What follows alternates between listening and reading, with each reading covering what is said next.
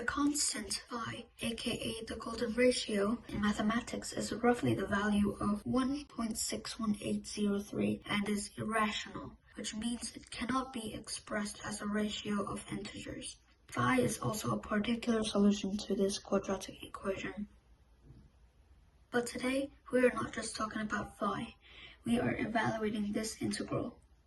1 over 1 at x raised to phi, and the denominator raised to phi, with respect to x evaluated from 0 to infinity. But before we continue, we must acquire a deeper understanding to the golden ratio. 1 equals phi squared minus phi. We know that because of this quadratic equation we saw earlier. And 1 over phi is phi minus 1. Let u be x to the phi. This makes du equal to phi times x to phi minus 1 dx. To find dx, we can divide du by phi times phi minus 1. If x approaches 0, u approaches 0.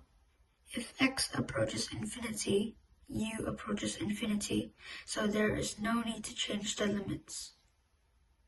Once we have substituted everything, we can move the phi in the denominator of the second fraction outside the integral, since phi is a constant. We can break that x up using properties of exponents. But what is just x? We can solve for x by raising u to the 1 over phi power, then we can complete our substitution. The 1 over phi can be changed with phi minus 1, as we said earlier. And we can combine the u's so that the denominator only has 1 plus u to the phi, and the number can become u to the phi minus 1 minus 1. Now, I have left these exponents this way for a very specific reason. I'll rewrite the exponents in the denominator as well. Why do this?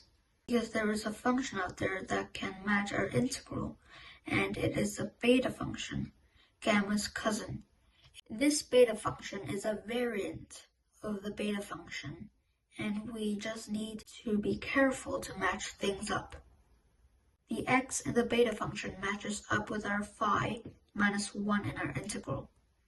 Meanwhile, the y in the beta function matches up with our plus 1 in our integral. That's why I have left the exponent in the numerator in the way we did. Noticing that completes our integration. We have 1 over phi, beta of phi minus 1 and 1. The beta function additionally evaluates to a combination of gamma functions. So what we have is 1 divided by phi multiplied by the fraction where the numerator is gamma of phi minus 1 times gamma of 1, and the denominator is gamma of phi. The gamma function is a generalized factorial function, and the gamma of x is x minus 1 factorial. Thus, we have phi minus 2 factorial multiplied by 0 factorial, which is 1, and then phi minus 1 factorial. We can then simplify using properties of factorials. Phi minus 2 factorial over phi minus 1 factorial cancels to 1 over phi minus 1.